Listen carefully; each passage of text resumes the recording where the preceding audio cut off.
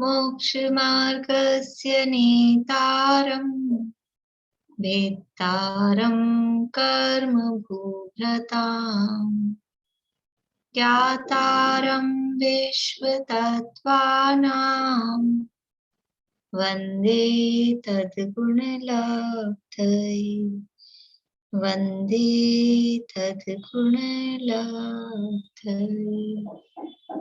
मोक्षमार्ग के नेता एवं कर्म पर्वतों के भेदक और विश्व के सब तत्वों के ज्ञायक चेतन संवेदक सद्गुण आप समान प्राप्त हो यही भावना भाकर दे विनय पूर्वक करूं वंदना बारंबार जिनेश्वर दे बारंबार जिनेश्वर दे।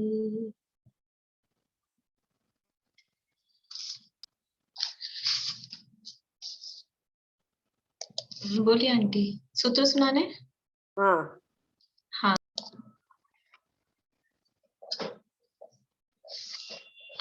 5 व्रतों की 5 भावनाओं के संबंध में बात हो गई। उसके बाद में अब यहाँ बता रहे थे कि 5 पापों के त्याग रूप सामान्य भावना, पापों के त्याग की एक कॉमन से कि ये जो 5 पाप हैं, हिंसादि पाप हैं, ये इस लोक में और परलोक में निंदनीय है और विनाशकारी है।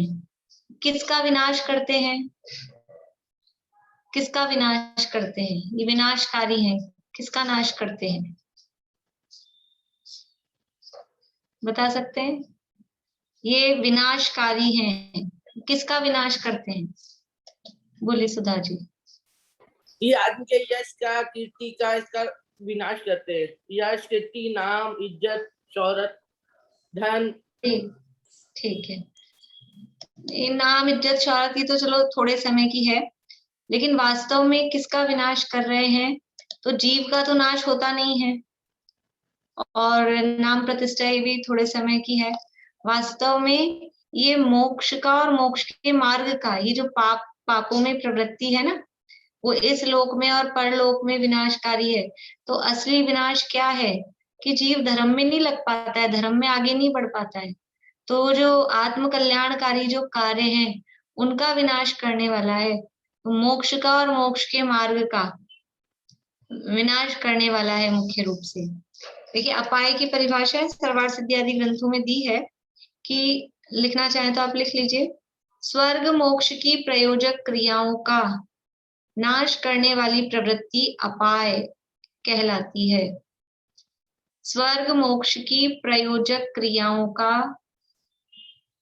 प्रयोजक क्रियाएं मतलब स्वर्ग और मोक्ष के प्रयोजन से जो क्रियाएं की जा रही हैं, वो प्रयोजक क्रियाएं। स्वर्ग मोक्ष की प्रयोजक क्रियाओं का नाश करने वाली प्रवृत्ति अपाय है।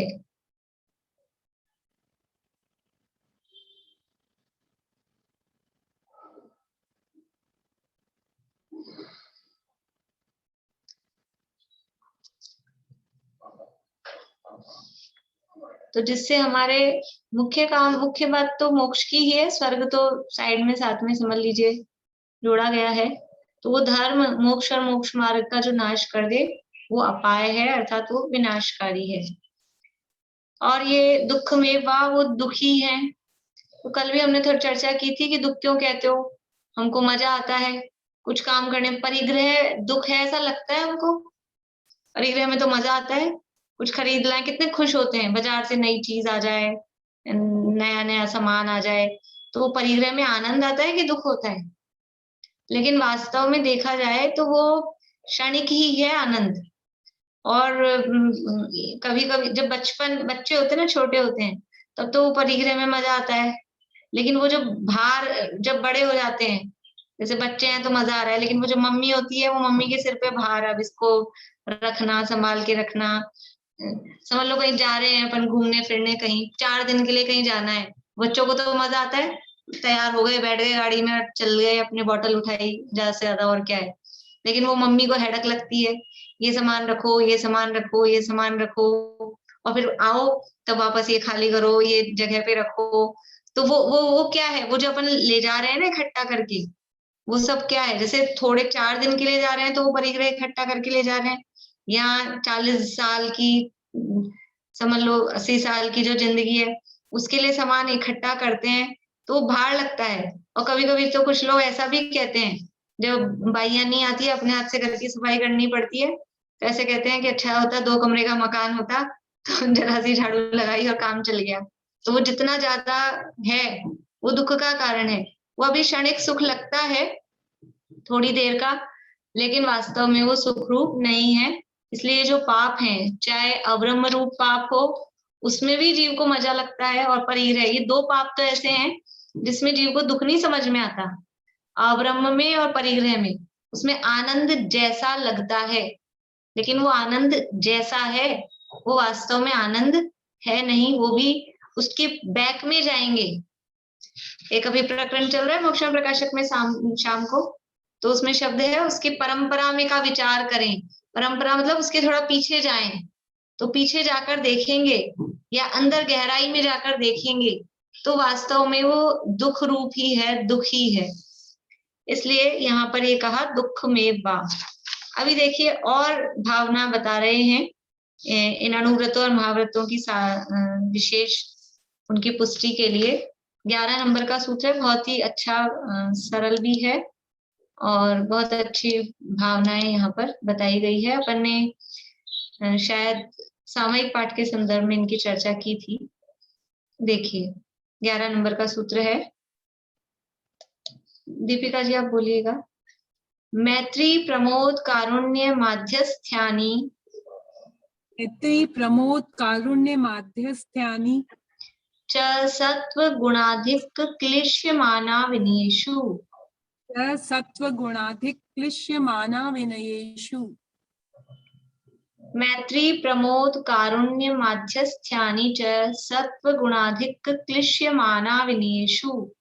मैत्री प्रमोद कारुण्य माध्यस्थ्यानि च सत्व गुणाधिक क्लिश्यमाना विनयेषु।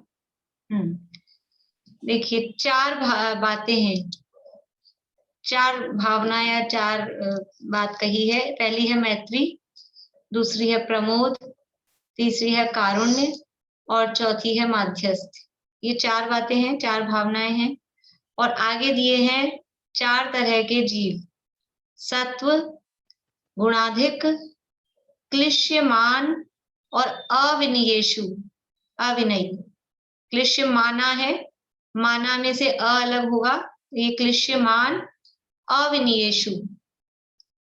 तो एक एक भावना को एक एक जीव के साथ में लगाना है कि सत्वों के प्रति मैत्री।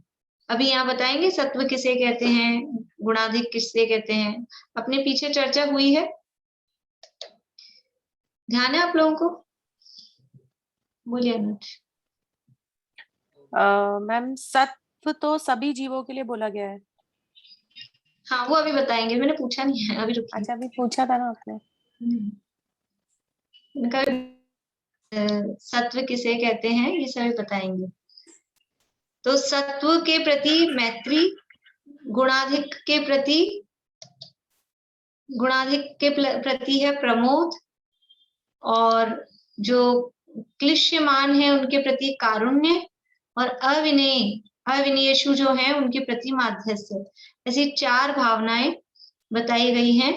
इसका जो सामयिक पाठ में इसका बात आती है, अभी आगे यहाँ टीका में भी दी है, सत्वेषु मैत्रिम, गुणेषु प्रमोदम, क्लिष्टेषु जीवेषु कृपा परत्वम, माध्यस्थ भावम विपरीत वृत्तौ, सदा ममात्मा विदधातु देव। और अपने जो ये है ना अपनी मेरी भावना में भी इस तरह की भावना है। मैत्री भाव जगत में मेरा, सब जीवों से नित्य रहे, दीन दुखी जीवोपन मेरे, उड़से करुणा स्रोत बहे, गुणी जनों को देख हृदय में मेरे प्रेम उमड़ आवे। उल्टा पुल्टा हो गया कुछ, बीच में रह गई है। तो वो मेरी भावना में भी ये भावनाएं दी गई हैं। और अभी जो अपन हिंदी वाला सामायिक पाठ बोलते थे, प्रेम भाव हो सब जीवों से, गुणी जनों में हर्ष प्रभो, करुणा स्रोत बहे दुखियों पर, दुर्जन में मध्यस्थ विभो। यही है, इसी सूत्र का अनुवाद कहें वो सामायिक पाठ है क्या, सामायिक पाठ का अनुवाद ये है, यद्यपि ये पहले लिखा हुआ है, तो इसी का अनुवाद समझ लीजिए वो सामायिक पाठ में किया गया है। तो मैत्री यानी मित्रता, और सत्व कहते हैं सभी जीवों, सभी प्राणी मात्र को कहते हैं सत्व। तो सभी जीवों के प्रति मित्रता का भाव। मित्र किसे कहते हैं? मित्र किसे कहते हैं? मित्र कौन होता है? मित्र है कि नहीं सबके? मित्र का मतलब कोई लड़का ही नहीं होता, लड़कियां भी मित्र, सहेली जो है वो भी मित्र ही है। कोई ऐसा ना समझे मित्र के लिए पूछ रहे हैं तो हम कोई बॉयफ्रेंड पूछ रहे हैं, ऐसा नहीं है। लड़कियां भी मित्र हैं, वो मित्र ही कही जाती है हिंदी में उनको। तो मित्र है कि नहीं हमारे कोई? जो हमारे हितैषी हो, जो हमारे हितैषी हो वो मित्र। और कोई? बोली रजनी जी।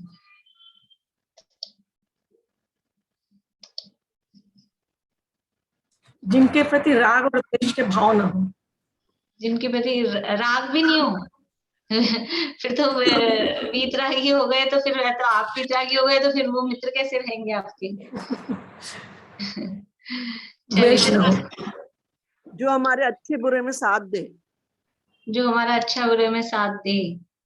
लेकिन जब पाप का उदय आता है ना, तब कोई साथ दे नहीं पाता है। बुरा टाइम आए तो कोई साथ दे नहीं पाता है। अनीता जी बोलिए।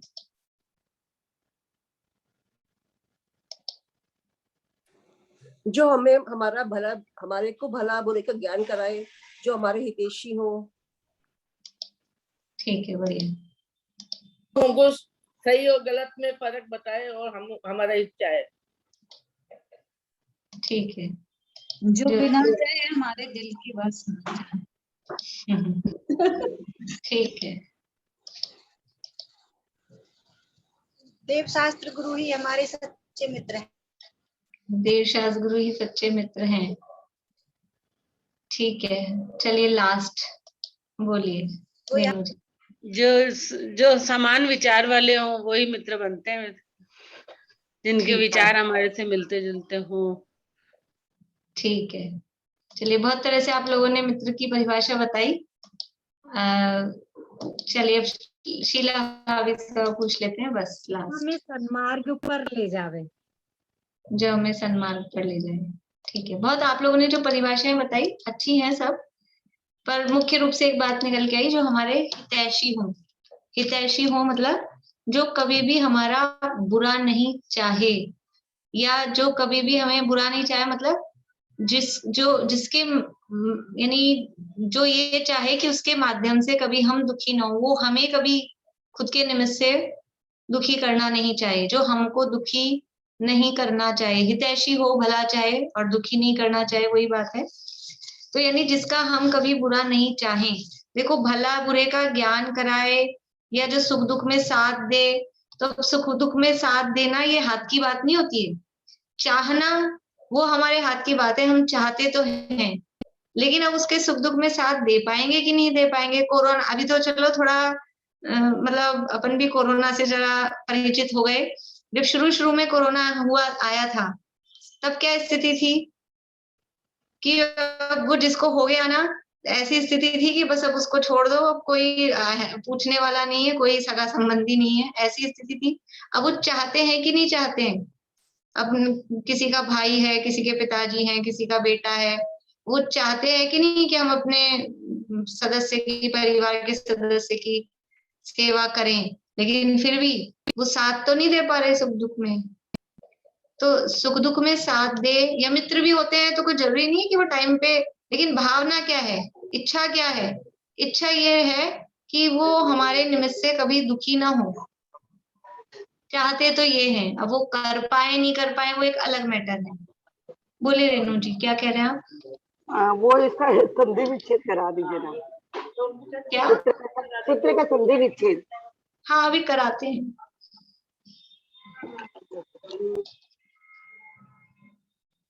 तो मैत्री किसे कहते हैं? मित्रता, मतलब कि मित्र किसे कहते हैं? कि जो कभी भी हमारा बुरा नहीं चाहे वो मित्र है। ये तो मित्र हुआ। अब ये मैत्री भाव, यहाँ अकेला मित्र नहीं है, ये है मैत्री। मैत्री मतलब मित्रता का भाव। वो मित्रता का भाव क्या है? देखिए आचार्य देव ने यहाँ परिभाषा दी है मैत्री भाव की। मन वचन काय पूर्वक, मन वचन काय पूर्वक प्राणी मात्र को दुख नहीं होने की अभिलाषा करना। मन वचन काय पूर्वक प्राणी मात्र को दुख नहीं होने की अभिलाषा करना मैत्री भावना है।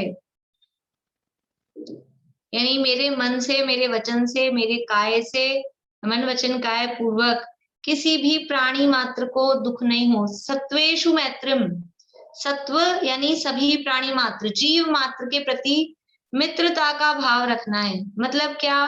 कि मेरे माध्यम से सभी जीव मेरे मित्र हैं, तो मेरे माध्यम से एक भी प्राणी को कष्ट नहीं हो, ऐसी भावना रखना, इसका नाम है मैत्री भाव।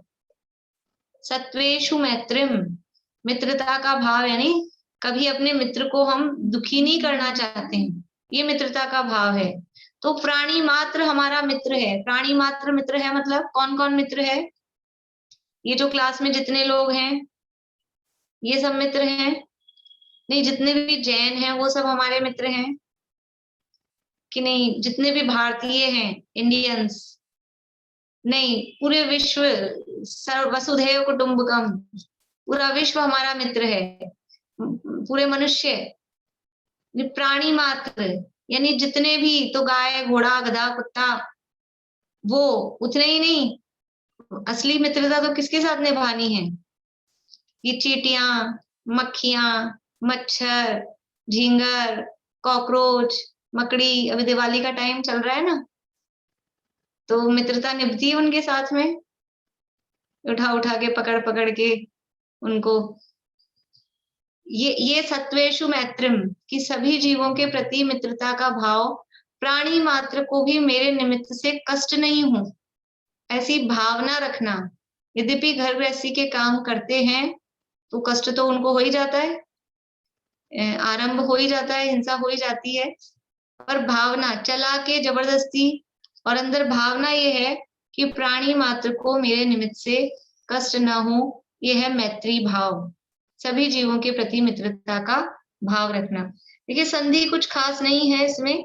मैत्री, प्रमोद, कारुण्य, माध्यस्थानी, ये सीधे सीधे शब्द हैं, कोई संधि नहीं है इनमें। ये माध्यस्थानी है, ये तो विभक्ति है, यानी ये भाव रखना, ऐसा वो विभक्ति है।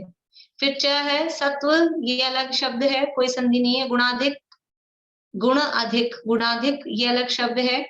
क्लिश्यमान, ये भी एक अलग शब्द है, बस एक जगह यहाँ संधि थी, मैंने बता दी थी, अविनियेषु। क्लिश्यमाना विनियेषु ये शब्द है, तो माना में से अ अलग निकलेगा, क्लिश्यमान और अविनियेषु। बाकी और सूत्र में कोई संधि नहीं है। मैत्री, प्रमोद, कारुण्य, माध्यस्थ्यानि च सत्व गुणाधिक क्लिश्यमाना विनियेषु।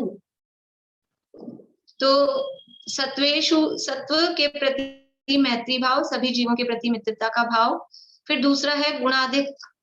गुणाधिक यानी जो गुणों में अधिक हो, यानी अधिक गुणवान है, हमसे गुण में अधिक है, और वैसे भी गुणवान है, विद्वान है, कुछ विशेष गुणशाली हैं, ऐसे जो गुणाधिक। पहले तो कह दिया कॉमन रूप से, कॉमन रूप से सभी जीवों के प्रति मित्रता का भाव है, लेकिन अब कोई स्पेशल है सभी जीवों में, ये आ गए कि नहीं गुणाधिक? जब सत्वेषु मैत्रिम कहा तो उसमें गुणाधिक आए कि नहीं आए?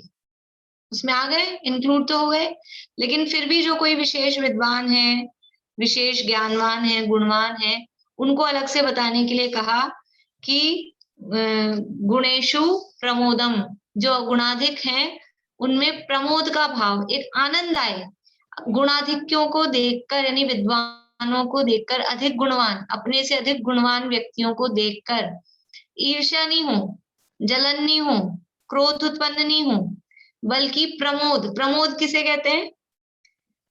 प्रमोद का मतलब है मन की प्रसन्नता, अंदर से मन प्रसन्न हो जाए। खाली चेहरे पर दिखाना कि जोर जोर से हंसना, उसका नाम प्रमोद नहीं। प्रमोद का मतलब होता है वो अंदर से मन प्रसन्न, और जब मन प्रसन्न होता है तो चेहरे पे अपने आप ही वो चेहरा भी खिल जाता है, वो चेहरे पे अपने आप आ जाता है। जब मन दुखी होता है तो वो भी फेस पे आ जाता है। तो जो गुणाधिक्य को देखकर अंदर से मन प्रफुल्लित हो तो उसका नाम है प्रमोद भाव। तो सभी जीवों के प्रति मित्रता का भाव, किसी को भी दुखी नहीं करने का भाव, और जो कोई विशेष गुणवान अगर दिखाई दे जाते हैं, मिल जाते हैं, उनसे मिलना हो जाता है, उनकी सूचना मिल जाती है, तो अंदर में आनंद का भाव, खुशी का भाव, वो कहलाता है प्रमोद। गुणाधिक में प्रमोद। फिर है क्लिश्यमान। क्लिश्यमान जो क्लेशित हैं। क्लेश, क्लेश शब्द किस अर्थ में आता है? क्लेश का अर्थ होता है, ऐसे बोलते हैं, मुझे बहुत मारवाड़ी में इस तरह का चलता है, इसने बहुत क्लेश कर रखा है, कि इसके जीव को तो क्लेश लगा रहता है, मतलब ऐसा, मतलब दुख। क्लेश का अर्थ है दुखी है। संक्लेश ऐसा बोलते हैं, संक्लेश परिणाम, आर्थ परिणाम, दुखी परिणाम।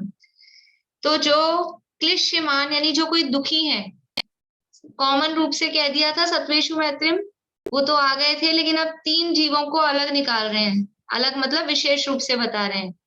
पहले बताया गुणाधिक, उनमें प्रमोद का भाव।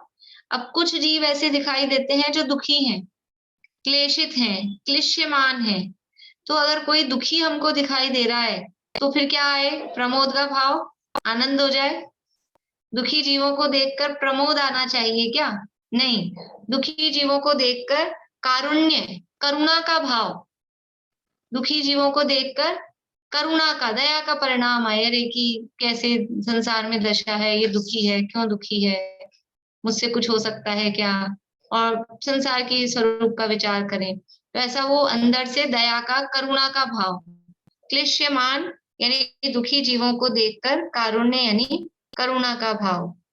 और अविनीयेषु, तीसरे टाइप के जीव यानी सत्व के अलावा तीसरे टाइप के जीव हैं अविनेय। अविनीयेषु शब्द है उसमें अविनेय।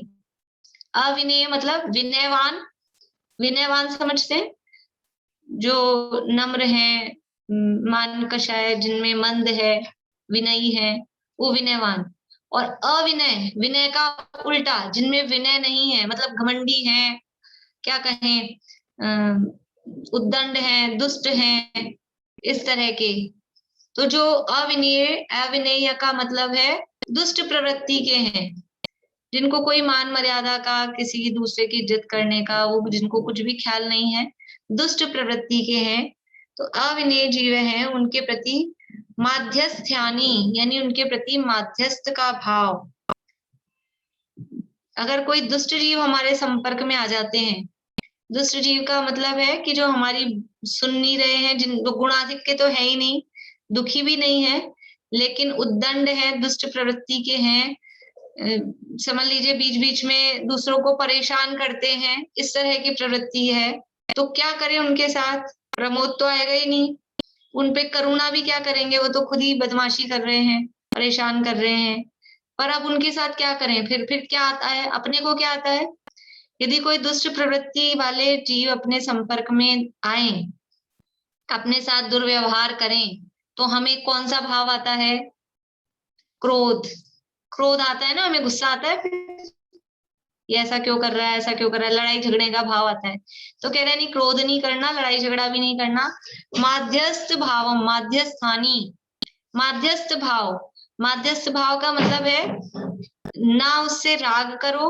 देखो प्रमोद में और करुणा में थोड़ा राग का वो है, राग का पुट है। प्रमोद तो साफ साफ राग है ही है, और करुणा में भी थोड़ी दया का भाव आया तो थोड़ा राग का भाव है। अब इस जो दुष्ट व्यक्ति है उससे राग तो कौन करेगा? राग तो आएगा ही नहीं, वो द्वेष आता है दुष्ट के साथ। तो कह रहे हैं कि द्वेष भी मत करो, ना राग करो ना द्वेष करो। तो फिर क्या करें? माध्यस्थ भाव, मध्यस्थ रूप से रहो, नेग्लेक्ट करो। मध्यस्थ का मतलब क्या है? नेग्लेक्ट करो, उसको ध्यान मत दो। दुष्ट प्रवृत्ति के, क्योंकि संसार में ये 3 टाइप के जीव मिलेंगे। सामान्य रूप से तो सभी जीव हैं ही हैं, उसके अलावा कुछ गुणाधिक होंगे, कुछ दुखी दिखाई देंगे, और ऐसे भी जीव हमारे संपर्क में आएंगे जो दुष्ट प्रवृत्ति के होंगे, जो परेशान करेंगे, जिनके माध्यम से हम परेशान होंगे ऐसा लगता है। लेकिन परेशान मत हो। द्वेष होना या गुस्सा करना, अगर वो नहीं कर पा रहे हैं तो अंदर ही अंदर परेशान हो रहे हैं, तो वो भी द्वेष रूप ही हुआ। ये कह रहे हैं राग और द्वेष दोनों मत करो, माध्यस्थ भाव। माध्यस्थ भाव का मतलब है समता भाव रखो, इसकी परिणति ऐसी होनी है। अपन कषाय करके क्या करेंगे?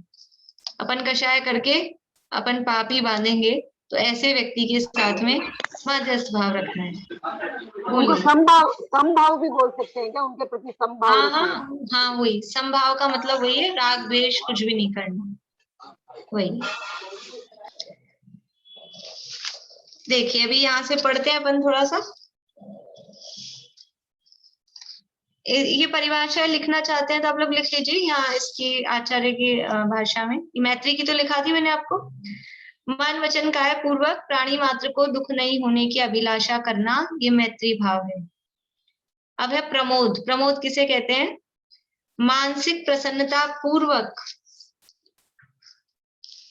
शब्द थोड़े वो पुराने हैं, वैसे अपने इसमें भी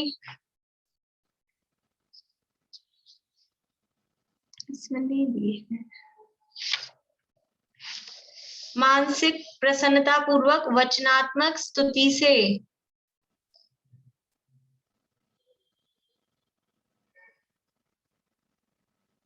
प्रकट हुआ अंतरंग में भक्ति का अनुराग। मानसिक प्रसन्नता पूर्वक वचनात्मक स्तुति से प्रकट हुआ अंतरंग में भक्ति का अनुराग प्रमोद भावना है।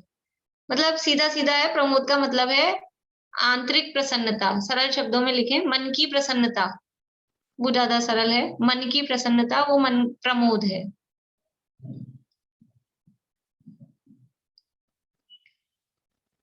फिर कारुण्य, शारीरिक दुख से पीड़ित, शारीरिक दुख से पीड़ित दीन प्राणी के प्रति, शारीरिक दुख से पीड़ित दीन प्राणी के प्रति उपकार करने के परिणाम होना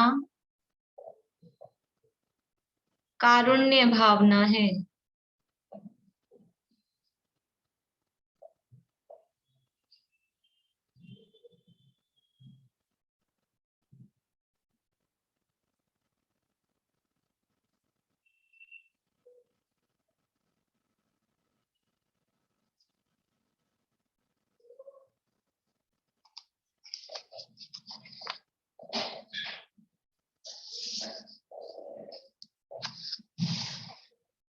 और दुष्ट जीवों में राग द्वेष नहीं करना। दुष्ट जीवों के प्रति राग द्वेष नहीं करना माध्यस्थ भावना है।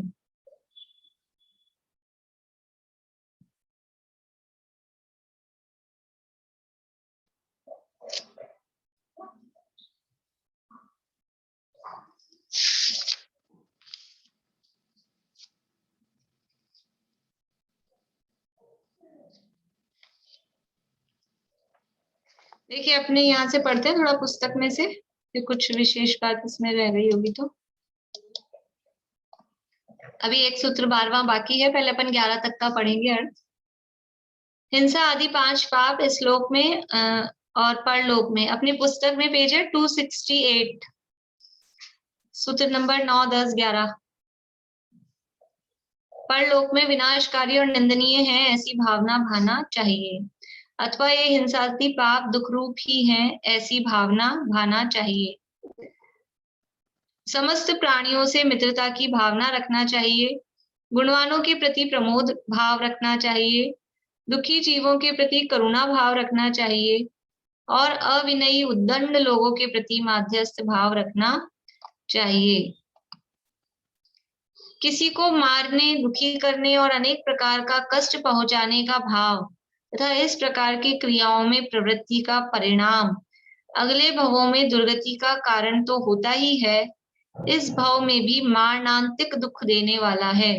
मारणांतिक दुख मतलब मरण हो जाए ऐसा भी दुख, एंड में जाके मरी जाए जी, ऐसा दुख मारणांतिक दुख देने वाला है। क्योंकि जिसको आप मारना चाहते हैं या दुखी करना चाहते हैं, वह भी तो अपने बचाव में ही सही आपसे उसी प्रकार का व्यवहार कर सकता है, करता है। सरकार भी हिंसक के साथ कठोर व्यवहार करती है, आजीवन कारावास या मृत्यु दंड तक दे सकती है।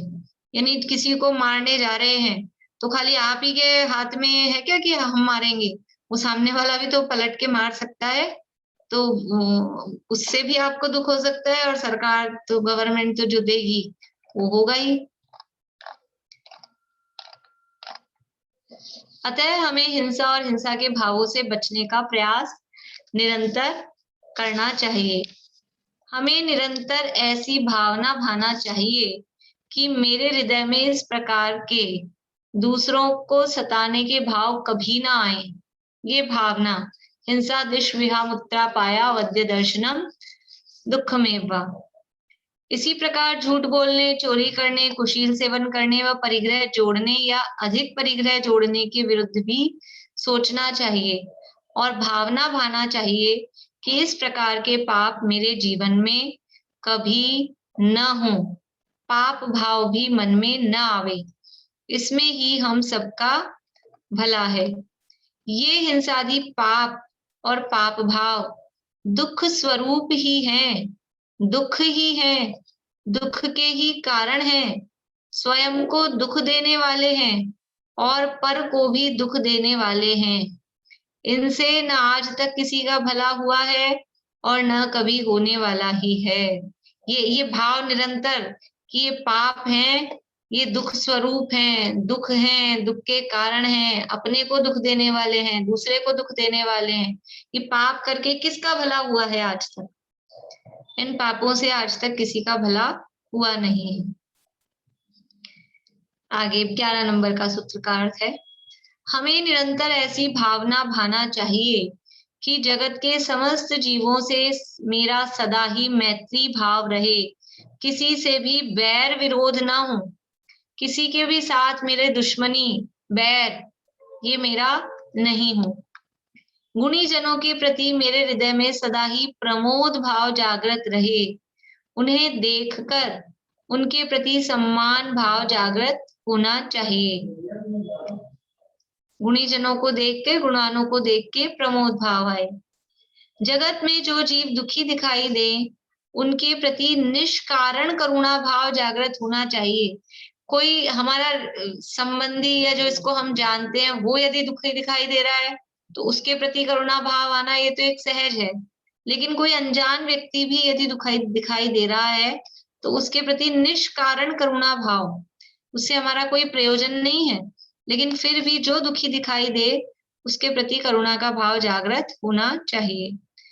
उनका दुख दूर करने का न केवल भाव होना चाहिए अपितु यथा संभव प्रयास भी करना चाहिए। जो लोग हमसे बैर भाव रखते हैं, अविनयी है, उद्दंड है, उनसे भी हमें माध्यस्थ भाव रखना चाहिए, क्योंकि किसी से भी लड़ने झगड़ने से कुछ भी होने वाला नहीं है।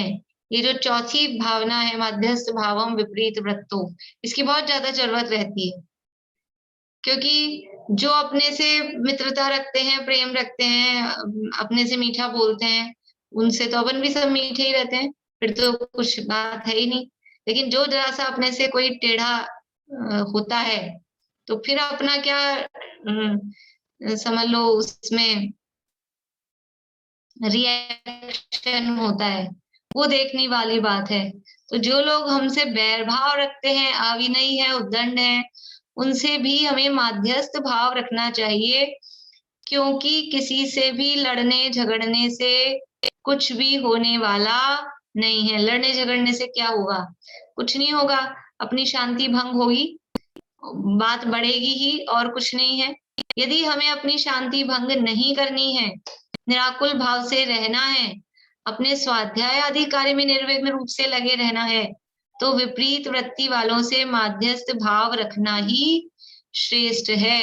यदि हमें शांति से रहना है कि साहब क्या बात करते हो, कोई आकर झगड़ेगा और हम चुपचाप बैठे रहें। फिर कुछ लोग तो ऐसे बोलते ना, हमने कोई हाथों में चूड़ियां पहन रखी है क्या, हम ईंट का जवाब पत्थर से देंगे। ये जैन दर्शन ईंट का जवाब पत्थर से देने वाला नहीं है, ये पत्थर का जवाब ईंट से भी नहीं देना। एक बुक है डॉक्टर गुमचंद जी भायल की, छोटी सी बुक है, उसका हेडिंग है गोली का जवाब गाली से भी नहीं। कोई हमको गाली दे तो हम उसको गोली मारेंगे, यहाँ कह रहे हैं कोई तुमको गोली मारे तो गाली से भी उसका जवाब नहीं देना, गोली का जवाब गाली से भी नहीं। यह है जैन दर्शन। क्या होगा? किसी से लड़ने झगड़ने जाएंगे तो होगा क्या? रत्न शावकाचार्य में तो बहुत लिखा है ऐसा, किसी ने हमको गधा कहा, गधा कह दिया। अपने उत्तम क्षमा धर्म वाली पूजन में आता है ना, गाली सुनी मन खेद नानो, गुण को गुण कहे अयानो। उसने हमको गाली कह दी, गाली बोल दी, तो हम मन में दुखी हो गए, और उसने हमारे गुण थे और उनको अवगुण बता दिया, और हमको अज्ञानी बता दिया, हमको ऐसा कह दिया, तो क्या हो गया? हो क्या गया? अब लड़ने जाएंगे तो क्या होगा? लड़ने का फायदा क्या होगा? यानी उसका कोई फायदा निकलता हो तो समझ में आए, वो तो विपरीत वृत्ति वाला है ना। देखो, एक अपने पंडित जी हुए हैं गोपाल दास जी बरैया, नाम सुना होगा कुछ लोगों ने। ये जितनी भी विद्वानों की परंपरा चली, विद्वान जहां से निकले, तो सबके गुरु अभी इस युग में 100-150 साल के युग में विद्वानों में सबसे समझ लो पुराने विद्वान, उनके बाद उन्होंने विद्वान बनाना चालू किया, वो गुरु गोपाल दास जी बरैया। तो उनकी पत्नी थी, और उनकी पत्नी कैसी थी कि बहुत गुस्सैल। वो इतने बड़े विद्वान और वो उनकी पत्नी इतनी गुस्सैल, और वो पूरा रौब जमा के रखती थी उनपे, और हुक्का पीती थी। हुक्का, हुक्का समझते हो? पुराने जमाने में जो भी गांव के लोग पीते थे ना हुक्का, वो हुक्का पीती थी और बहुत ही गुस्सैल थी। तो वो पंडित जी, अब क्या, वो तो पंडित जी हैं, तो फिर ये समझ लो भावनाएं उन्होंने पढ़ी थी, माध्यस्थ भावम विपरीत वृत्तो। तो वो उनसे हुक्का भरवाती थी कि हुक्का भरो, तो वो हुक्का भरते थे और हुक्का भर के उसको दियाते थे, फिर शांति से आके मंदिर में प्रवचन करते थे। तो वो हुक्का क्यों भरते थे? क्या वो दबते थे? उनमें पौरुष नहीं था क्या? और तलाक दे देते थे, दे देना चाहिए था। तो तलाक वलाक की तो उस समय कोई प्रावधान ही नहीं था, कि वो तो कोई ऑप्शन ही है, तो वो तो था ही नहीं।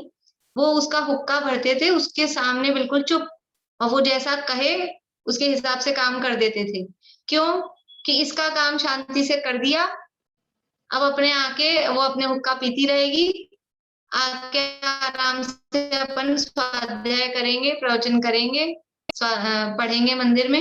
वो उसका हुक्का भर के आके आराम से स्वाध्याय करते थे। एक दिन क्या हुआ कि वो किसी काम से कहीं गए थे और वो देर हो गई, टाइम हो गया प्रवचन का, तो सीधे आके मंदिर में बैठ गए प्रवचन करने, और मंगलाचरण ही किया था, इतने में वो तमतमाती हुई, चिल्लाती हुई आ गई मंदिर में कि यहाँ आके प्रवचन करने बैठ गए, मेरा हुक्का कौन भरेगा? तो वो चुपचाप शास्त्र बंद किया उन्होंने, उसके साथ में गए, उसका हुक्का भरा और फिर आके बैठ गए और फिर प्रवचन किया। तो अब लोग तो बातें करेंगी, इतने बड़े पंडित बनते हैं, अपनी पत्नी को तो समझाते नहीं है, ऐसी पत्नी है। सब तरह के लोग होते हैं ना, करेंगे कि नहीं करेंगे बात, ऐसे इस तरह से आ गई। और पंडित जी देखो जिनवाणी छोड़ के बीच में चले गए, जिनवाणी की अभिनय कर दी, ऐसी भी बातें करेंगे। तो करी लोगों ने प्रवचन किया, फिर बाद में कहा भी आप लोग सोच रहे होंगे ये सारी बातें। तो अभी अगर मैं उसका हुक्का नहीं भर के आता तो ना तो मैं यहाँ प्रवचन कर पाता, ना आप लोग सुन पाते। अभी इतनी सी अविना जरूर हुई कि मैं उठ के चला गया, लेकिन अब शांति से 1 घंटा प्रवचन तो कर लिया, वरना क्या होता। इसलिए यह माध्यस्थ भावम विपरीत वृत्तो, कि जो विपरीत वृत्ति वाले हैं उनके साथ में चुप रहने में ही, शांत रहने में, उनका रिप्लाई करना। एक कहावत आती है इंग्लिश में, no reply is the best reply. यदि अपने विचार नहीं मिल रहे हैं, विपरीत विचार वाले हैं, तो उनका रिप्लाई नहीं करना, ये मध्यस्थ भाव है। No reply is the best reply. No reply मतलब उसने गाली दी, फिर हम रिप्लाई करेंगे। उसने 1 दी, हम 2 देंगे, फिर वो 2 4 होके आएगी, फिर 4 की 16, फिर 16 की 64, यही तो होगा। और उसने गाली दी और हमने रिप्लाई किया, इसका मतलब हमने गाली ले ली। और उसने गाली दी और हमने रिप्लाई नहीं किया, इसका मतलब हमने गाली नहीं ली। ये तो इनकी मोरल साइंस वगैरह की बुक्स में भी बच्चों की स्टोरी आती है, किसी महात्मा जी की इसी तरह की, कि वो गाली हमने आपने हमको गाली दी और हमने नहीं ली, तो वो गाली किसके पास रही। आपने मुझे कोई चीज दी और मैंने नहीं ली, तो फिर वो चीज किसके पास रहेगी, जिसकी है उसी के पास रहेगी। तो जिसकी गाली उसी के पास, हमने तो ली नहीं। तो उसका रिप्लाई नहीं करना, दुष्ट व्यक्ति का रिप्लाई नहीं करना, ये आर्ट ऑफ लिविंग बताई है। ये कहने को तो धार्मिक क्लास चल रही है, तत्वार्थ सूत्र है, आचार्य ने शास्त्र लिखा है, लेकिन शास्त्र में जीवन जीने की कला, इसी का नाम तो शास्त्र है। जैन दर्शन किसका नाम? जैन दर्शन का मतलब है जीवन जीने की कला। तो ये जैन दर्शन है कि जीवन कैसे जिया जाए।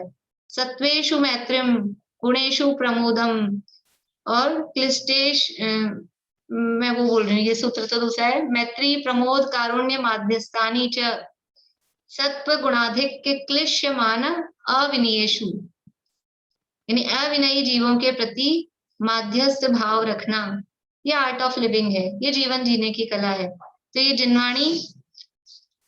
जिनवाणी हमें मरने की भी कला सिखाती है। मरना कैसे, आगे अभी मरने की कला भी सिखाने वाले हैं। अभी तो जीने की कला सिखा रहे हैं कि जीवन कैसे जिया जाए। देखो, बाहरी जीवन भी सिखा रहे हैं, व्रत कैसे लेना, अभी और बातें आएगी, बाहरी क्रिया रूप बातें भी आएगी, और परिणाम कैसे रखना वो बात भी आई, भाव कैसे रखना। अभी भावों की चर्चा चल रही, भावना चल रही है ना अभी, क्रोध के त्याग की, लोभ के त्याग की, भय के त्याग की। अभी भावना रूप चर्चा चल रही है। इसके बाद में भी अतिचारों की चर्चा आएगी, वो समझ लो क्रिया रूप चर्चा आएगी, वो बताएंगे। और लास्ट में मरने की कला भी सिखाएंगे, मरो तो कैसे मरो, जियो तो कैसे जियो, ये भी सिखा रही है।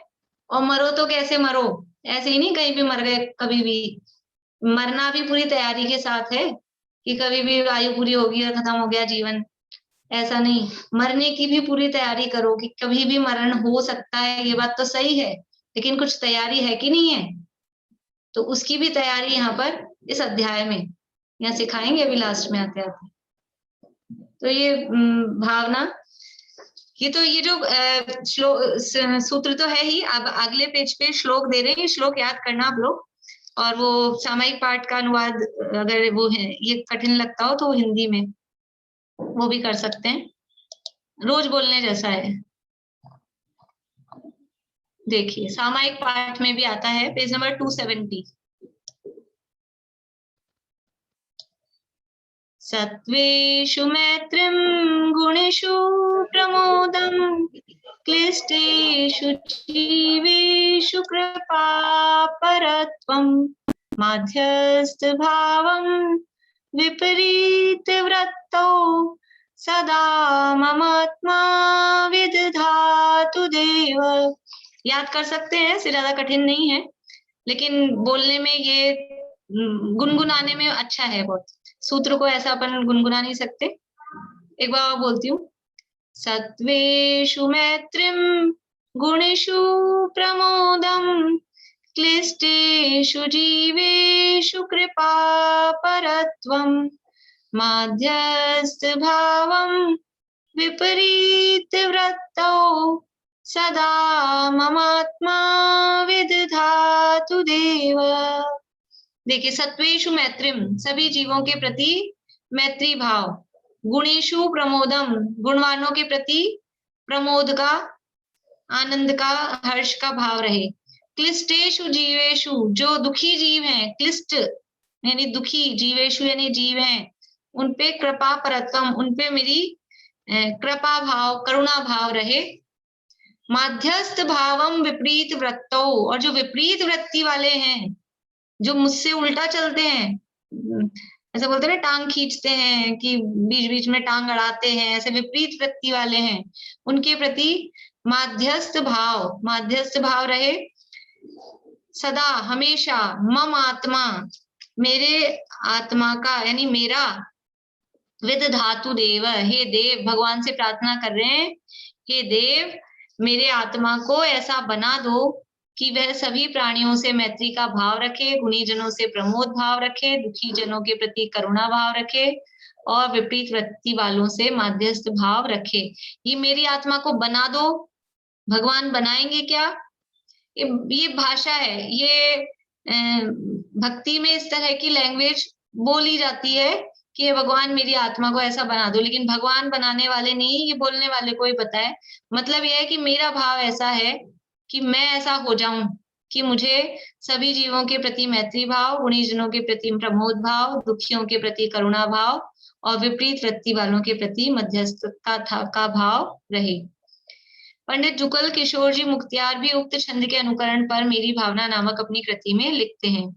मैत्री भाव जगत में मेरा सब जीवों से नित्य रहे, दीन दुखी जीवों पर मेरे उर से करुणा स्रोत बहे, दुर्जन क्रूर कुमार्ग रतों पर क्षोभ नहीं मुझको आवे, साम्य भाव रखूं मैं उन पर ऐसी परिणति हो जावे, गुणी जनों को देख हृदय में मेरे प्रेम उमड़ आवे, बने जहां तक उनकी सेवा करके यह मन सुख पावे, हो नहीं कृतघ्न कभी मैं द्रोह न मेरे उर आवे, गुण ग्रहण का भाव रहे नित दृष्टि न दोषों पर जावे। ये जो अंतिम लाइन है, गुण ग्रहण का भाव रहे नित दृष्टि न दोषों पर जावे, कोई सूत्र ध्यान में आता है?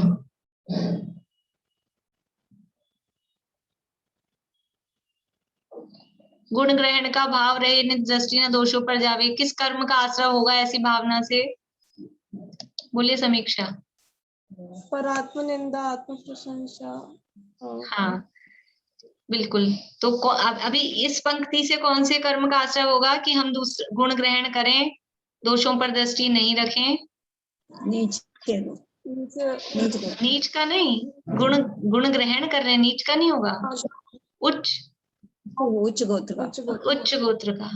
ठीक है, तो इस तरह से ये यहाँ पर ये जो भावनाएं हैं, ये भावनाएं भी अपने जो व्रत हैं उन व्रतों को पुष्ट करने के लिए सहायक होती हैं। इसकी चर्चा ये अपनी हुई है, अब समय भी हो गया है, 12वां सूत्र है, इसकी चर्चा फिर अपन कल करके और फिर आगे बढ़ेंगे 5 पापों के स्वरूप की तरफ। अभी प्रश्न है वर्षा, अभी प्रश्न है क्या?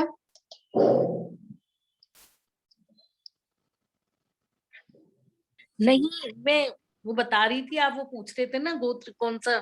ठीक ठीक, चलिए, और किसी का प्रश्न है?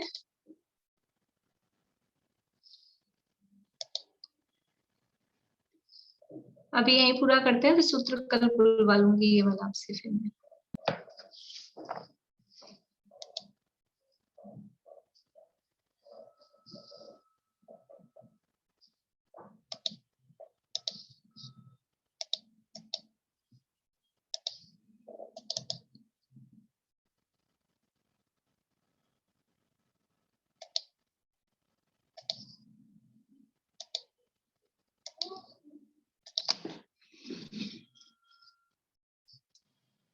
निज पद विहारी धर्मधारी धर्ममय धर्मात्मा निज आत्मा को साध पाया, परम पद परमात्मा।